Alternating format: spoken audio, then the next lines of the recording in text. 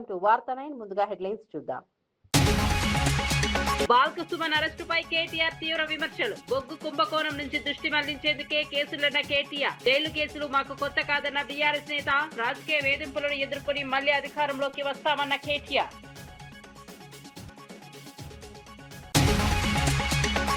తెలంగాణ వ్యాఖ్యల వివాదంపై స్పందించిన రామచంద్రారావు. తెలంగాణ ఎవరి జాగీరు కాదన్న బీజేపీ రాష్ట్ర అధ్యక్షుడు. రాష్ట్ర గౌరవాన్ని అందరూ కాపాడాలన్న రామచంద్రరావు. రాజకీయాల్లో పరస్పర గౌరవం అవసరమన్న బీజేపీ నేత.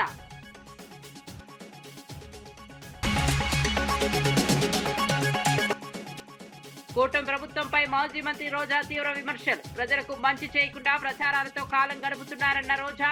దొంగ ఓట్ల కుట్రలు జరుగుతున్నాయన్న ఆరోపణ. ప్రజాస్వామ్య హక్కులను కాపాడుకోవాలన్న రోజా పిలుపు. ఉద్యోగాలపై కాంగ్రెస్ తప్పుడు లెక్కలు చెబుతోందన్న తలసాని. 2 లక్షల ఉద్యోగాల ప్రచారం అవాస్తవమన్న మాజీ మంత్రి. నిరుద్యోగ యువతను ప్రభుత్వం మోసం చేస్తోందన్న తలసాని. ఉద్యోగాలపై శ్వేతపత్రం విడుదల చేయాలని డిమాండ్.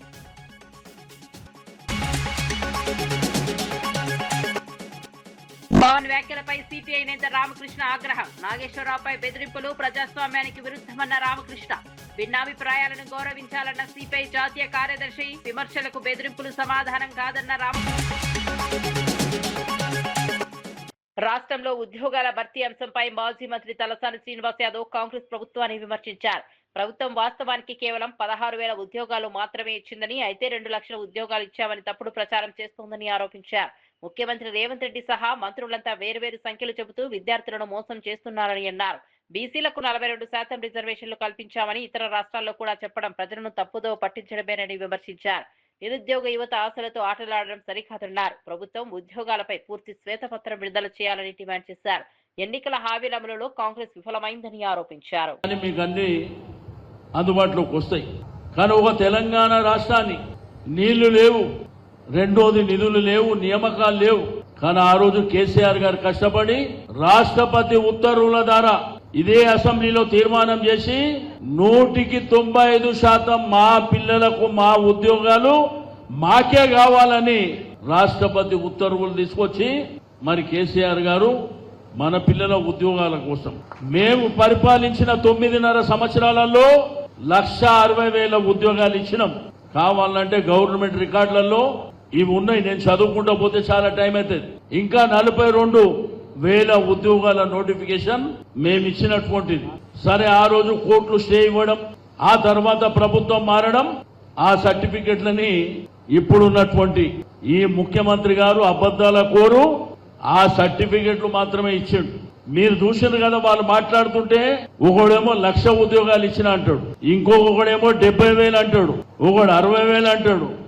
ఈ ముఖ్యమంత్రి ఏమో మీరు 2 సార్లు చూసిర్రు, 70,000 అన్నాడు ఒకసారి, 60,000 అన్నాడు ఒకసారి. కానీ వీళ్ళు ఇచ్చింది 16,978 ఉద్యోగాలు మాత్రమే అని చెప్పి నేను ఈ సందర్భంగా తెలియజేస్తా ఉన్నాను. మీ తల్లిదండ్రులు కష్టపడి వ్యవసాయం చేసి కూలి పని చేసి మరి ఏదో వ్యాపారం చేసి మిమ్మల్ని మా పిల్లలు ప్రయోజకులై బ్రహ్మాండంగా చదువుకుంటే వాళ్ళకు ఉద్యోగం వచ్చి వాళ్ళ కాళ్ళ మీద నిలబడితే కుటుంబానికి ఆసరా అవుతారు అనేటువంటి ఉద్దేశంతో వాళ్ళ దగ్గర డబ్బులు లేకుండా అప్పు చేసి కష్టాలు చేసి ఈ రోజు హైదరాబాద్ సిటీలో గాని లేకపోతే వివిధ పట్టణాలలో మిమ్మల్ని చదివించారు. నా కొడుకుకి ఎప్పుడు ఉద్యోగం వస్తుంది, నా బిడ్డకి ఎప్పుడు ఉద్యోగం వస్తుంది అని చెప్పి వాళ్ళు ఎదురు చూస్తున్నట్టు గడిచిపోయింది 2.5 సంవత్సరాలు. ఆ రోజు ప్రియాంక గాంధీ గారు ఇదే సరూర్ నగర్ లో డిక్లరేషన్, అదే విధంగా రాహుల్ గాంధీ గారు అశోక్ నగర్ లో 2 లక్షల ఉద్యోగాలు ఇచ్చినామని ఈ నాయకులు సిగ్గు లేకుండా వేరే రాష్ట్రాల్లో కూడా చెప్తున్నారు, పోయి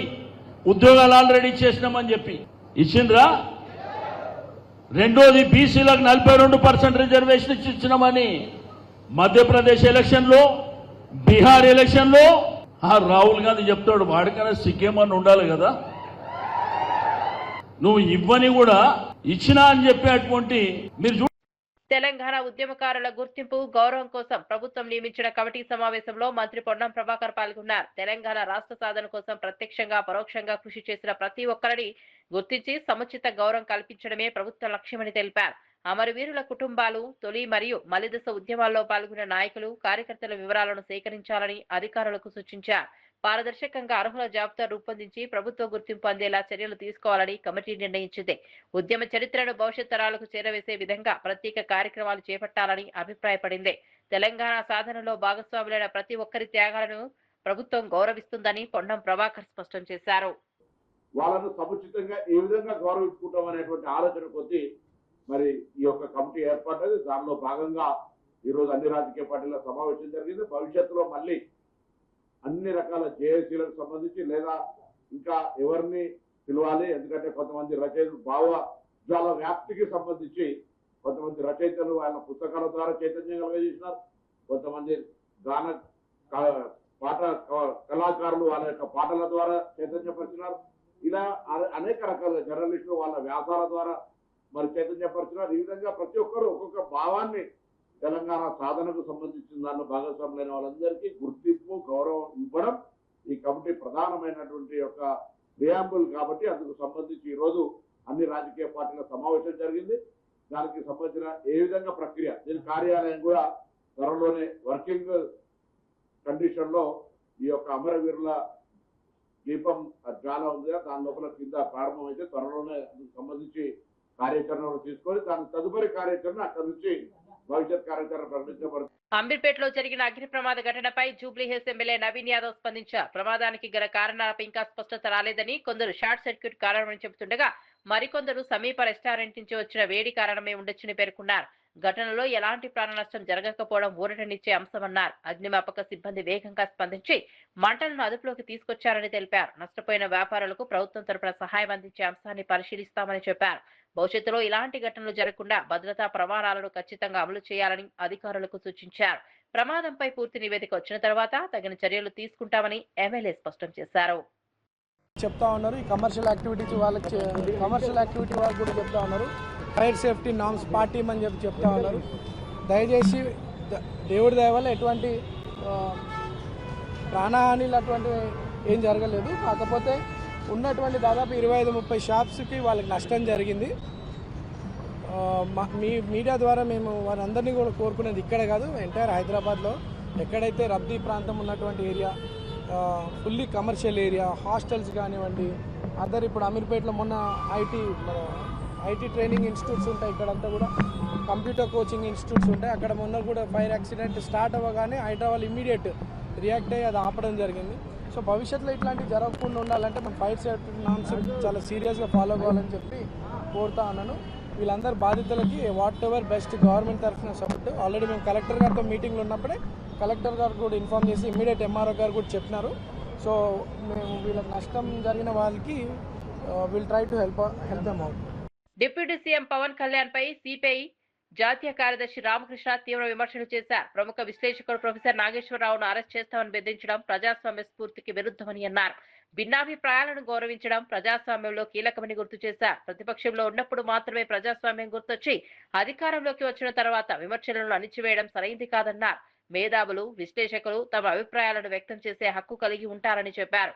విమర్శలను ఎదుర్కోవాల్సింది రాజకీయంగా గాని చట్టబద్ధంగా గాని తప్ప బెదిరింపులతో కాదన్నారు. ప్రజాస్వామ్య విలువలను కాపాడే బాధ్యత ప్రజాప్రతినిధులపై ఉందని పేర్కొన్నారు. భిన్న స్వరాలను గౌరవించే సంస్కృతి అవసరమని రామకృష్ణ స్పష్టం చేశారు. ప్రెస్ మీట్ అంటే ప్రెస్ మీట్ పెట్టాలి, కానీ అక్కడ పోయి అంత నువ్వు మరింత రెచ్చగొడతా ఉన్నావు. పైగా ఆయన పైన కేసులు పెడతానంటావు. ఒక జర్నలిస్ట్ ఏదైనా మాట్లాడితే నీకు నచ్చకపోతే దాన్ని ఖండిస్తాం తప్పితే ఒకేసారి జర్నలిస్ట్ పైన కేసు పెడతాం, ఆయన అరెస్ట్ చేస్తాం, ఆయన జైల్లో వేస్తాం అంటే ఇది ప్రజాస్వామ్యం అని నేను అడుగుతా ఉన్నా. ప్రజాస్వామ్యంలో ఇలాంటి వాడికి తావుందే అని నేను అడుగుతా ఉన్నా. మీరు ప్రతిపక్షంలో ఉన్నప్పుడేమో మీకు ప్రజాస్వామ్యం కావాలనా? మీకు అధికారంలో ఉంటే మాత్రం ప్రజాస్వామ్యం అక్కర్లేదా? పైగా ఆయన అన్నదేంటి, అమిత్ షా ఇట్లా అన్నాడని అన్నాడు. ఓకే, అమిత్ షా అన్న దాంట్లో కూడా తప్పేముంది అని నేను అడుగుతా ఉన్నా. ఇవాళ రాష్ట్రంలో చంద్రబాబు నాయుడు, జగన్మోహన్ రెడ్డి, పవన్ కళ్యాణ్ ముగ్గురు కూడా మీరు నరేంద్ర మోడీకి ఊడిగం చేస్తూ ఉన్నారు. అయిన దానికి కాని దానికి పార్లమెంట్లో మీరు మద్దతు ఇస్తూ ఉన్నారు. కాబట్టి మీరు అక్కడ ఒకవైపు ఊడిగం చేస్తూ అదే మాట ఆయన అంటే నీకు తప్పేం వచ్చిందని నేను అడుగుతా ఉన్నా. ఆయన నువ్వు ఖండించాలి కూడా ఖండించు అంది. కానీ ఇది సరైంది కాదు. ఇవాళ 2 తెలుగు రాష్ట్రాల ప్రజలు కూడా ఎంతో సౌఖ్యంగా సన్నిహితంగా అన్నదమ్ముల మాదిరి మనం ఉన్నాం. మీరు చేసే రాజకీయాలకి ఇవాళ మళ్ళీ చిచ్చు పెడతా ఉన్నారు. ఇది జనసేన రాజకీయం కాదు, పవన్ కళ్యాణ్ సొంత రాజకీయం కాదు. భారతీయ జనతా పార్టీకి ఊడిగం చేయడానికే ఇవాళ హైదరాబాద్ పోయి ప్రెస్ మీట్ పెట్టావు. నువ్వు రేపు వాళ్ళతో కలిసి అక్కడ ఎన్నికల్లో పాల్గొనాలనే ఉద్దేశంతోనే నువ్వు ఇవన్నీ చేస్తూ ఉన్నావు. కాబట్టి ఈ వ్యవహార శైలి మానుకో. నువ్వు ఇక్కడ మంచిగా చంద్రబాబు నాయుడు గారు మంచి పోర్ట్ఫోలియోస్ ఇచ్చాడు. పంచాయతీరాజు, ఆర్డబ్ల్యూఎస్, పర్యావరణం బ్రహ్మాండంగా ఉన్నాయి. అన్నీ చేయండి, బాగా మంచి పేరు తెచ్చుకో. ఇది వదిలిపెట్టిపోయి ప్రజల మధ్య చిచ్చు పెట్టేదాన్ని తీవ్రంగా తప్పుపడతా ఉన్నాం, ఖండిస్తా ఉన్నాం. జైల్లో రిమాండ్ లో ఉన్న మాజీ ఎమ్మెల్యే బాల్క సుమన్ ను పరామర్శించిన అనంతరం బీఆర్ఎస్ వర్కింగ్ ప్రెసిడెంట్ కేటీఆర్ ప్రభుత్వంపై తీవ్ర విమర్శలు చేశారు. సింగరేణిలో 1500 కోట్ల బొగ్గు కుంభకోణం అంశం నుంచి ప్రజల దృష్టి మళ్లించేందుకే తప్పుడు కేసులు నమోదు చేస్తున్నారని ఆరోపించారు. సింగరేణిలో 40 లక్షల మెట్రిక్ టన్నుల బొగ్గు మాయమైన అంశంపై కేంద్ర ప్రభుత్వం స్పందించాలని డిమాండ్ చేశారు. గతంలో పలువురు కాంగ్రెస్ నేతలు చేసిన వ్యాఖ్యలపై చర్యలు తీసుకోకుండా ఇప్పుడు బీఆర్ఎస్ నేతలపై మాత్రమే కేసులు పెట్టడం ద్వంద్వ వైఖరికి నిదర్శనమన్నారు. సృజన్ రెడ్డి కనుసన్నల్లో భారీ కుంభకోణాలు జరిగాయని ఆరోపిస్తూ వాటిని బీఆర్ఎస్ బయటపెట్టిందన్నారు. జైళ్లు, కేసులు తమకు కొత్త కాదని, ఈ రాజకీయ వేధింపులను ఎదుర్కొని మళ్లీ అధికారంలోకి వస్తామని కేటీఆర్ స్పష్టం చేశారు. 100 కోట్ల కుంభకోణం జరిగిందో బయటపెట్టింది మా నాయకుడు హరీష్ రావు గారు. అట్లాగే నైని బొగ్గు టెండర్ విషయంలో వాళ్లకు మంత్రులకు, ముఖ్యమంత్రికి వాటాలు కుదరక మంత్రులకు, ఉప ముఖ్యమంత్రికి, ముఖ్యమంత్రులకు అల్టిమేట్ గా మీడియాలో పనిచేసే జర్నలిస్టులను అరెస్ట్ చేసే కాడికి పోయిన విషయం కూడా మనకు తెలిసిందే. అట్లాగే ఆ నైని బొగ్గు టెండర్ను కూడా రద్దు చేసిన విషయం కూడా మనకు తెలిసిందే. మొన్న మా పార్టీ అనుబంధ సంస్థగా ఉన్న తెలంగాణ బొగ్గు గని కార్మిక సంఘం మా పార్టీ కేంద్ర కార్యాలయం తెలంగాణ భవన్లో ఒక సమావేశం పెట్టుకుంటే అందులో అన్ని విషయాలు ప్రస్తావనకు వచ్చినాయి. ఎట్లా సింగరేణి సంస్థ ఈరోజు మొత్తం కార్మికుల పుట్టగొడుతున్నది, కేసీఆర్ గారి ప్రభుత్వం ఉన్నప్పుడు ఎట్లా 19,000 వారసత్వ ఉద్యోగాలు మెడికల్ ఇన్వాలిడేషన్ బోర్డు ద్వారా ఇవ్వడం జరిగింది, ఏ రకంగా ఇవాళ కాంగ్రెస్ ప్రభుత్వం వచ్చిన తర్వాత మరి ఆ బోర్డు మొత్తం ఎత్తేసి 11 నెలలుగా బోర్డు మీటింగులు పెట్టకుండా వేలాది మంది పిల్లలకు అన్యాయం చేస్తా ఉన్నారు. అన్యాయం చేయడమే కాకుండా గతంలో కేసీఆర్ ప్రభుత్వం ఇచ్చిన ఉద్యోగాలు మెడికల్ ఇన్వాలిడేషన్ కింద 19,000 ఉద్యోగాలు ఏదైతే ఇచ్చారో వాటి మీద కూడా విజిలెన్స్ ఎంక్వైరీ చేపిస్తామని చెప్పి అసెంబ్లీలో ఉప ముఖ్యమంత్రి బట్టి విక్రమార్క గారు ఏ మాట అయితే చెప్పారో ఇవన్నీ కూడా ఇవాళ సింగరేణిలో. పెద్దపల్లి జిల్లా రామగుండం జీఎం కార్యాలయం ఎదుట సింగరేణి గుర్తింపు సంఘం ఏఐటీయూసీ ఆధ్వర్యంలో భారీ ధర్నా నిర్వహించారు.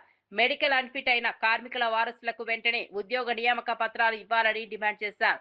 సింగరేణి వ్యాప్తంగా గత 9 నెలల్లో 400 మంది కార్మికులు అన్ఫిట్ అయ్యారని నాయకులు తెలిపారు. గతంలో యాజమాన్యం వారసులకు ఉద్యోగాలు కల్పిస్తామని హామీ ఇచ్చిందని గుర్తు చేశారు.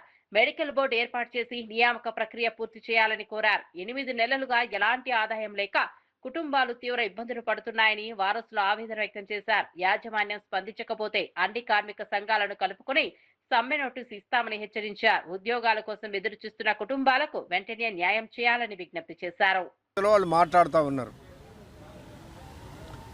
మరి సింగరేణిలో కార్మికుల వేజ్ బోర్డు అగ్రిమెంట్ ప్రకారం కార్మికులు మెడికల్ అన్ఫిట్ అయినా చనిపోయినా ఉద్యోగం ఇవ్వాల్సిన బాధ్యత యాజమాన్యం అనుకున్నది. ఈ రాజకీయ జోక్యం వల్ల వేజ్ బోర్డు అగ్రిమెంట్ను కూడా అమలు చేయకుండా సింగరేణి యాజమాన్యం ఆపుతా ఉన్నది. కాబట్టి గత నెలలో మేము 2 నెలల క్రితమే సింగరేణి వ్యాప్తంగా జాతా కార్యక్రమం చేసి సింగరేణిలో మెడికల్ బోర్డు జరపాలి, డిపెండెంట్లకు వెంటనే ఉద్యోగాలు ఇవ్వాలని చెప్పి చేస్తే సింగరేణి యాజమాన్యం గత నెల 12వ తారీఖు నాడు మేము తప్పనిసరిగా వీళ్ళందరికీ తొందరలోనే ఉద్యోగాలు ఇస్తాము, ఒక డేట్ ఇస్తాము అని చెప్పారు. ఇప్పటికైనా యాజమాన్యం వెంటనే మెడికల్ బోర్డు పెట్టే డేటుని, డిపెండెంట్లకు ఉద్యోగాలు ఇచ్చే డేటుని సింగరేణి యాజమాన్యం ప్రకటించకపోతే గుర్తింపు సంఘంగా ఏఐటీసీ యూనియన్ అన్ని కార్మిక సంఘాలను కలుపుకొని సమ్మె చేయడానికి సిద్ధంగా ఉన్నాం. దీనికి కార్మికులందరూ సిద్ధం కావాలని విజ్ఞప్తి చేస్తాము. ఏపీలో అధికార కూటమి ప్రభుత్వం ప్రజలకు మంచి చేయకుండా కేవలం ప్రచారాలతో కాలం గడుపుతోందని మాజీ మంత్రి వైఎస్ఆర్సీపీ నేత ఆర్కే రోజా విమర్శించారు. మంగళగిరి, తిరుపతి ప్రాంతాల్లో దొంగ ఓట్ల కుట్రలు జరుగుతున్నాయని ఆరోపించారు. ప్రజాస్వామ్య వ్యవస్థను బలహీనపరిచే చర్యలకు పాల్పడుతోందని మండిపడ్డారు. పవన్ కళ్యాణ్ సుగాలి ప్రీతి కేసును రాజకీయ అవసరాలకు ఉపయోగించుకున్నారని విమర్శించారు. ఐటీ మంత్రి లోకేష్ పేపర్ లీకేజ్లను అరికట్టడంలో విఫలమయ్యారని ఆరోపించారు. ప్రజలకు ఇచ్చిన హామీల అమలుపై ప్రభుత్వం దృష్టి పెట్టడం లేదన్నారు. తమ ఓట్లను, ప్రజాస్వామ్య హక్కులను కాపాడుకోవాలని పార్టీ కార్యకర్తలకు పిలుపునిచ్చారు. రాష్ట్రంలో జరుగుతున్న పరిణామాలపై ప్రజలు అప్రమత్తంగా ఉండాలని రోజా కోరారు. పార్టీ పెట్టింది ముఖ్యమంత్రి గారికి కాదు, సుగాలి ప్రీతి తల్లి కన్నీళ్లు చూసి పెట్టాను అన్నాడు. ఈ రోజు అదే సుగాలి ప్రీతి తల్లికి అపాయింట్మెంట్ కూడా ఇవ్వకుండా తాను డిప్యూటీ సీఎం అవ్వడానికి ఆ అమ్మాయి చావును ఉపయోగించుకున్న పవన్ కళ్యాణ్ ఈ రోజు అధికారంలో ఉండి కేంద్రంలో పొత్తుతో ఉండి కూడా ఆ అమ్మాయికి న్యాయం చేయకపోవడం అనేది అందరూ కూడా గమనిస్తున్నారు. అలాగే లోకేష్, జగన్మోహన్ రెడ్డి గారేమో సచివాలయ ఉద్యోగాల్ని మెరిట్ మీద ఎటువంటి తప్పుల తడకలు జరగకుండా చక్కగా నిర్వహించి ఉద్యోగాలు ఇస్తే 15,000 ఉద్యోగాల్ని కూడా పేపర్ లీక్ కూడా కాకుండా చేయలేకపోయాడు. లీకేజ్ చాలా అయిపోయాడు ఈరోజు లోకేష్ గారు. సో ఈరోజు వాళ్ళకి అడ్మినిస్ట్రేషన్ తెలియదు, ప్రజలకి మంచి చేయాలన్న మనసు లేదు. కేవలం జగన్ గారిని, వైఎస్ఆర్సీపీలో ఉన్న ముఖ్య నాయకుల్ని టార్గెట్ చేసి వాళ్ళని తిట్టించి తెలంగాణపై జరిగిన రాజకీయ వ్యాఖ్యల వివాదంపై బీజేపీ రాష్ట్ర అధ్యక్షుడు రామచంద్రరావు స్పందించారు. తెలంగాణ ఎవరి జాగీరు కాదని, అది 4 కోట్ల ప్రజల ఆస్తి అని స్పష్టం చేశారు. కాంగ్రెస్ నేత చేసిన వ్యాఖ్యలకు ప్రతిస్పందనగానే సంబంధిత వ్యక్తి ఆ వ్యాఖ్యలు చేశారని చెప్పారు.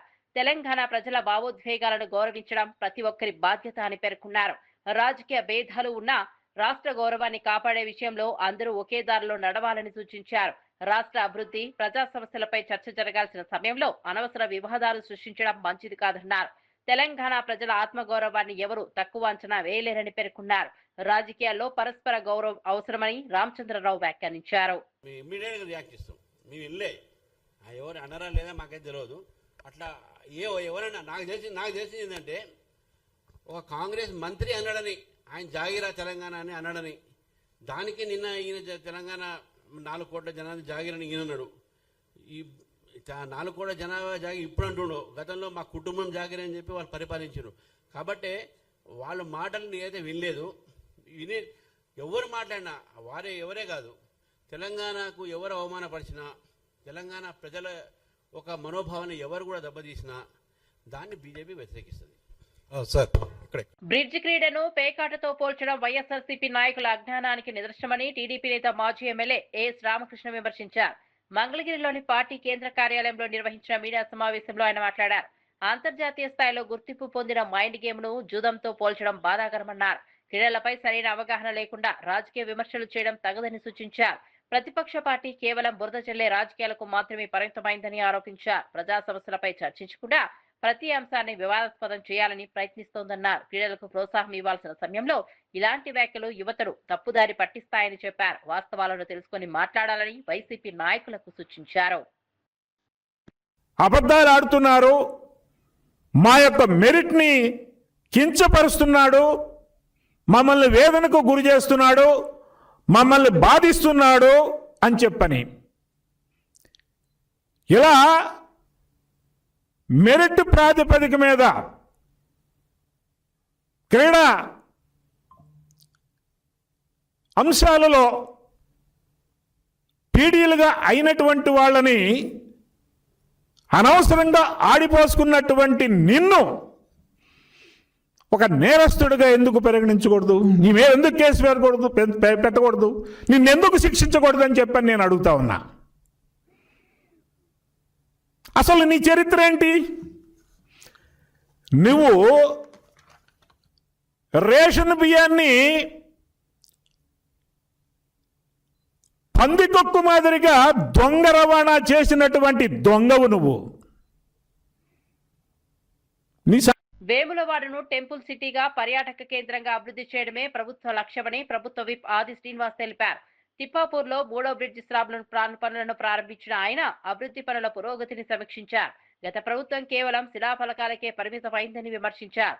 కాంగ్రెస్ ప్రభుత్వం అధికారంలోకి వచ్చిన తరువాతే భూసేకరణ కోసం 6.97 కోట్లు మంజూరు చేశామని వెల్లడించారు. సీఎం రేవంత్ రెడ్డి నాయకత్వంలో వేములవాడ రాజన్న ఆలయ అభివృద్ధికి దాదాపు 1000 కోట్లతో పనులు కొనసాగుతున్నాయని చెప్పారు. పర్యాటక అభివృద్ధి ద్వారా స్థానికులకు ఉపాధి అవకాశాలు పెరుగుతాయని పేర్కొన్నారు.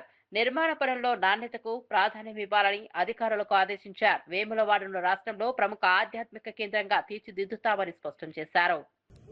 ప్రోటోకాల్ అధికారులు ఆర్ఎండ్బి సంబంధించిన అధికారులందరి ఆలోచనతోటి రాజన్న ఆలయ అభివృద్ధి శరవేగంగా ముందుకు సాగుతా ఉంది. ఇప్పటికే ఇంచుమించు 150 కోట్ల రూపాయలు విడుదల చేసుకొని ఇప్పటి వరకు 25% వరకు పనులు పూర్తయిన వేళ మేము అదే రోజు చెప్పడం జరిగింది. వేములవాడ రాజన్న ఆలయ అభివృద్ధి ఒక కన్ను అయితే వేములవాడ పట్టణ అభివృద్ధి మరో కన్ను. టెంపుల్ సిటీగా ఆధ్యాత్మికమైన ఒక పట్టణంగా టూరిజం సిటీగా ఏర్పాటు చేయాలనే లక్ష్యంలో భాగంగా గత ప్రభుత్వం మాటలకే పరిమితమై శిలాఫలకాలు వేసి ఇచ్చిన హామీలన్నీ కూడా నీటి మూటలైన వేళ ఈరోజు ప్రధానంగా 3 లేన్ బ్రిడ్జికి సంబంధించి 2015వ సంవత్సరంలో శంకుస్థాపన చేసి ఈ బ్రిడ్జి పనులను మరిచిపోయినటువంటి సందర్భాన్ని మేము అధికారంలోకి వచ్చినాక టెంపుల్ సిటీగా అభివృద్ధి చేస్తామని పట్టణ అభివృద్ధి చేసే క్రమంలో ఈ 3 లేన్ బ్రిడ్జి ప్రారంభం చేయాలని చెప్పి వచ్చినప్పుడు పనులు ప్రారంభం చేయాలని చెప్పి వచ్చినప్పుడు భూసేకరణకే డబ్బులు ఇవ్వలేదు. అంటే వాళ్ళ పనితీరు చూడండి. శిలాఫలకాలు వేసుకుని ఎన్నికల్లో గెలుపొందాలని ఒక తపన తప్ప ప్రత్యర్థులను ఓడించడానికి కోసం మేము రాజన్న ఆలయ అభివృద్ధి పట్టణాభివృద్ధి 3 బ్రిడ్జిలు కడుతున్నాం చెప్పని ఆలోచనే తప్ప భూసేకరణ కూడా వాళ్ళు నిధులు ఇవ్వలేదు. మేము గౌరవ ముఖ్యమంత్రి గారు దృష్టి తీసుకువెళ్ళినప్పుడు 6,90,00,000 భూసేకరణకు నిధులు ఇచ్చిన తర్వాత ఈ 3 లేన్ బ్రిడ్జి ఇప్పుడు మీరు చూస్తున్నారు 38 మీటర్ల పొడవు 12 మీటర్ల వెడల్పు ఉన్నటువంటి ఒక స్లాబ్ ను వేయడం జరుగుతోంది. ఇది 5 ప్రాంతాల్లో కూడా వేయాలని చెప్పి పోయిన మాసంలో ఒక ప్రాంతంలో వేసుకున్నాం, ఇక్కడ ఇంకో ప్రాంతంలో వేస్తున్నాం. మరొకటి కూడా 10-15 రోజుల లోపల ఈ విధంగా వేసుకొని ఈ బ్రిడ్జిని రాజన్న భక్తులకు వేరే పట్టణ ప్రజలకు అంకితం చేసేటువంటి సందర్భం ఉపయోగాలు తీసుకొచ్చేటువంటి కార్యక్రమం మేము వచ్చి చేస్తున్నాం. మీరు శిలాఫలకం సాక్షి చూడండి. 2015లో వేసిన శిలాఫలకం సజీవ సాక్షిగా ఉంది. ఈరోజు 2026 అంటే 11 సంవత్సరాలు వాళ్ళ హయాంలో కేవలం శిలాఫలకం. ఇదే కాదు, కలిగోట సూరం ప్రాజెక్టు దగ్గర కూడా జూన్ 22, 2018 శిలాఫలకం వేసారు. అక్కడ భూసేకరణ కనాపేసి ఇవ్వలే. మేము వచ్చినాక 45 కోట్ల భూసేకరణ డబ్బులు ఇచ్చి ఈరోజు ప్రాజెక్టుకు శరవేగం చేస్తున్నాం. అంటే ఈ రోజు ఇంజనీరింగ్ అధికారులు ఆర్ఎండ్బి సంబంధించి ఈ గారు పర్యవేక్షణలో ఈ 3 లేన్ బ్రిడ్జి మా మున్సిపల్ హైదరాబాద్ అమీర్పేటలోని మైత్రివనం సమీపంలో ఉన్న హెల్మెట్ దుకాణంలో అకస్మాత్తుగా అగ్ని ప్రమాదం సంభవించింది. దుకాణం నుంచి ఒక్కసారిగా మంటలు ఎగిసిపడటంతో స్థానికులు భయోందోళనకు గురయ్యారు. వెంటనే పోలీసులకు అగ్నిమాపక శాఖకు సమాచారం అందించగా సిబ్బంది సంఘటనా స్థలానికి చేరుకుని సహాయక చర్యలు ప్రారంభించారు. హెల్మెట్లు, ఇతర ప్లాస్టిక్ వస్తువులు ఉండటంతో మంటలు వేగంగా వ్యాపించాయి. మంటలను అదుపులోకి తెచ్చేందుకు అగ్నిమాపక సిబ్బంది తీవ్రంగా శ్రమించారు. భద్రతా చర్యల్లో భాగంగా పోలీసులు పరిసర ప్రాంతాల్లో రాకపోకలను నిలిపివేశారు. ప్రమాదానికి గల కారణాలపై అధికారులు విచారణ చేపట్టారు. ఘటనలో ఎలాంటి ప్రాణ నష్టం జరగలేదని ప్రాథమిక సమాచారం వెల్లడైంది.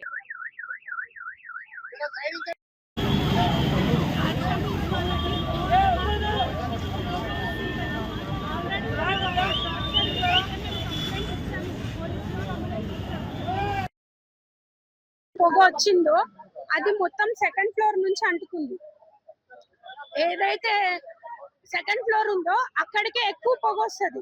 ఆ పొగ వల్ల మొత్తం కొలాప్స్ అయిపోయి మంటలు బాగా అంటుకుండిపోయినాయి.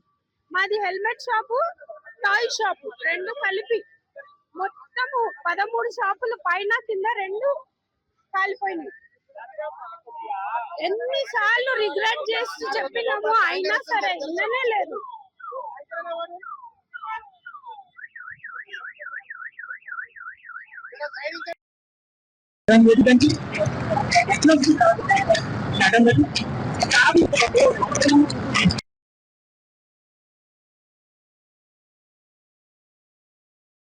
ఆపడానికి ప్రయత్నం చేస్తే వాళ్ళ ప్రాణ నష్టం పోయే సిచ్యువేషన్ అనిపించడం వల్ల వాళ్ళు ఇంకా వాళ్ళ చేతులతో నొప్పుకొని బయటకు రావడం వల్లనే మొత్తం దీని వల్ల దాదాపు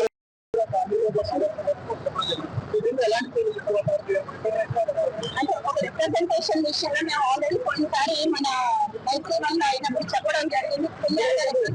జరిగింది ఏమనంటే మెయింటైన్ చేయాలి. మెయింటైన్ చేయకపోతే ఎండాకాలంలో ఇబ్బంది జరగడానికి ఎక్కువ అవకాశం ఉంటుంది. ఇప్పుడు అధికారులు కూడా మనుషులు ధైర్యమైన వాళ్ళు వచ్చి ఒక మనిషిని సేవ్ చేయడం అన్నది వారి ప్రాణాలను పణంగా పెట్టుకుని మనల్ని సేవ్ చేస్తారు. So that is not so easy. So ప్రజలే కాదు, ముందు ప్రభుత్వం ఎప్పుడైతే కఠినంగా ఈ విషయంలో చర్య తీసుకుని ఈ నామ్స్ ప్రకారం కమర్షియల్ థింగ్స్ ఉన్నాయా లేదా అనేది చూడాలి. నాకు ఎక్కువ పరిస్థితులు చెప్పే గతంలో అధికారులు సంప్రదించాలి కానీ అదేంటమ్మా సేఫ్టీ నాన్ సేఫ్టీ అన్నది ఫస్ట్ అవేర్నెస్ ప్రోగ్రామ్ చేయాల్సింది అధికారులు. ప్రజలు ఎలా ఉంటారంటే ప్రజలు నా షాప్ పెట్టాను ఇందులో ఏం కావాలి అన్నది కొంతవరకు చేస్తారు. కనుక ఏంటి ఎవరు చెప్పాలి అధికారులు ఏదో ఫైర్ సేఫ్టీ ఉండాలి లేకపోతే వాటర్ పెట్టాలి. ప్రతిదీ కూడా there are not for any construction or any shops or commercial house not for followed. Definitely ఇలా ఇన్సిడెంట్స్ జరగకుండా మనకి ప్రతి జాగ్రత్తలు మనం తీసుకోవడానికి ఫైర్ సేఫ్టీ చేయాల్సిందే. దీనికి ఒక కమిటీ ప్రభుత్వం ఏర్పాటు చేస్తే, ఎందుకంటే మొత్తం హైదరాబాద్ నగరం మనకు అంతకుముందు కూడా మనుషులు చనిపోవడం జరుగుతుంది. మన రామ్ గోపాల్ కాల్తో మనిషి ప్రాణాలు రావు. మనం ఎన్ని నామ్స్ ఏం చేసినా ప్రాణాలు మనకు తిరిగి రావు. కాబట్టి ప్రతి జాగ్రత్తలు ప్రభుత్వం తీసుకోవాలి. ఈ విషయంలో పోయినసారి ఎక్కడ కూడా మళ్ళీ అక్కడ ఎవరైతే మళ్ళీ శ్రద్ధ తీసుకోలేదు. ఆ శ్రద్ధ ఇప్పుడు పెట్టాల్సిన అవసరం లేదు. ప్రజలు కోసం ప్రభుత్వం పనిచేయాలి.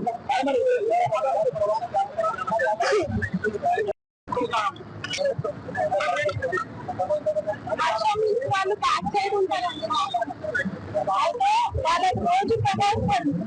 మేము ఆల్రెడీ కంప్లైంట్ ఇచ్చినాము వాళ్ళది, మాకు ఇట్లా ప్రవేశింది మంటలు అంటుకుంటాయి అని చెప్పేసి.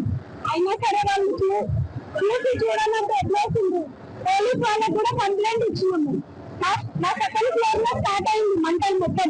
మేము చూసేలోపే చాలా ఎక్కువ అయిపోయింది మంటలు మొత్తం. అది హోటల్ ఇలా బ్యాక్ సైడ్ మాకు లిటరల్ గా బ్యాక్ సైడ్ వర్షం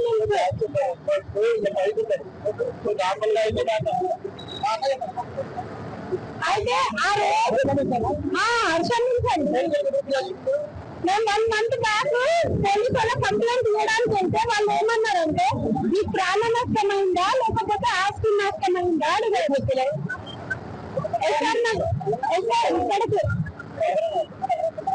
అయితే కంప్లైంట్ ఇచ్చింది మా స్టాఫ్ మా హస్బెండ్ అంతా.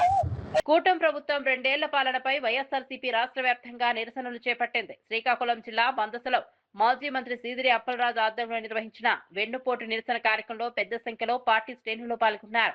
ఎన్నికల సమయంలో ఇచ్చిన సూపర్ 6 హామీలు అమలు కాలేదని ఆయన ఆరోపించారు. రైతులకు ఆర్థిక సాయం, నిరుద్యోగ భృతి, పెన్షన్ హామీలు ఏమయ్యాయని ప్రశ్నించారు. రాష్ట్రంలో ఇసుక, మట్టి, గ్రావెల్ అక్రమ దోపిడీలు పెరిగిపోయాయని విమర్శించారు. ఆరోగ్యశ్రీ సేవలు బలహీనపడ్డాయని, డిఎస్సీ పేరుతో నిరుద్యోగులను మోసం చేస్తున్నారని ఆరోపించారు.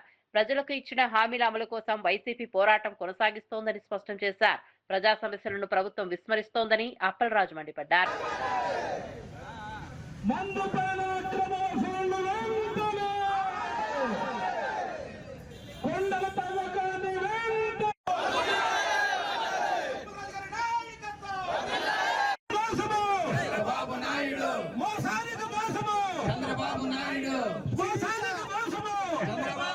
మందస గ్రామంలో జరుగుతున్నటువంటి నిరసన కార్యక్రమానికి వివిధ పంచాయతీల నుంచి విచ్చేసినటువంటి వైఎస్ఆర్ చెప్తా ఉంటాడు, సూపర్ 6 ఇచ్చేసాము, సూపర్ 7 ఇచ్చేసాము. నేను అడుగుతా ఉన్నా చంద్రబాబు గారికి, 50 ఏళ్లకు పెన్షన్ అన్నారు బీసీలకి, ఇస్తున్నారా? 18 సంవత్సరాలు దాటితే 1500 రూపాయల చొప్పున ప్రతి మహిళకి ఇస్తానన్నారు. ఒక్కరంటే ఒక్కరికి ఇస్తున్నారా? నేను అడుగుతా ఉన్నాను. నేను ఇస్తున్నారా? ఇస్తున్నారా? ఇంటింటికి వెళ్ళి చెప్పారు నీకు 1500, నీకు 1500, నీకు 1500 అని. ఎక్కడా అని అడుగుతా ఉన్నాను. ఈరోజు 2 ఏళ్లు పూర్తవుతున్న సందర్భంగా ఇసుక దోపిడీ, అక్రమంగా మట్టి దోపిడీ, అక్రమంగా గ్రామం దోపిడీ, ఇన్ని దోపిడీలు చేసి ఇప్పుడు బయటకు వచ్చి నీతి వాక్యాలు వేమన పద్యాలు 3,000 రూపాయలు పుడుతున్నారు. ఎవరికైనా సరే ₹1 నిరుద్యోగ భృతి ఈ రాష్ట్రంలో అందుతుందా అని నేను అడుగుతా ఉన్నా. ఈ రోజు నేను అందుతుందా లేదే. ఇటీవల కాలంలో చూస్తే ఆరోగ్యశ్రీని ఆపేశారు పూర్తిగా. ఆరోగ్యశ్రీ ఇంతకంటే దౌర్భాగ్యం ఉంటుందా అని నేను అడుగుతా ఉన్నాను. నేను జగన్మోహన్ రెడ్డి గారు సచివాలయ ఉద్యోగాలు చెప్పి ఒక్క నోటిఫికేషన్ లో సుమారుగా 1,30,000 ఉద్యోగాలు ఎలాంటి క్రిటిసిజం లేకుండా, ఎలాంటి తారతమ్యం లేకుండా, ఎలాంటి పక్షపాతం లేకుండా మెరిట్ ప్రకారం బ్రహ్మాండంగా ఫిల్ చేస్తే డిఎస్సి అని 16,000 ఉద్యోగాలు పెట్టి ఉద్యోగాలు అమ్ముకున్నటువంటి నీచ చరిత్ర చంద్రబాబు గారు అని చెప్పి సందర్భంగా మీకు అందరికీ మనవి చేస్తాం. కేంద్ర ప్రభుత్వంతో సంబంధం లేకుండా ఇస్తానన్నారు. ఇస్తున్నారా నేను అడుగుతా ఉన్నా. ఈరోజు ఇస్తున్నారా లేదే. ఒక ఫీజు రియంబర్స్మెంట్ ఆపేశారు. జగనన్న విద్యా దీవెన, జగనన్న వసతి దీవెన ఆపేశారు. అమ్మఒడి చదువుకునే ప్రతి పిల్లవాడికి ఇస్తానన్నారు. సుమారుగా 22 లక్షల మందికి అమ్మఒడి ఎక్కొట్టినటువంటి దౌర్భాగ్య చరిత్ర చంద్రబాబు గారు అని చెప్పి సందర్భంగా మీకు అందరికీ మనవి చేసుకుంటున్నాను.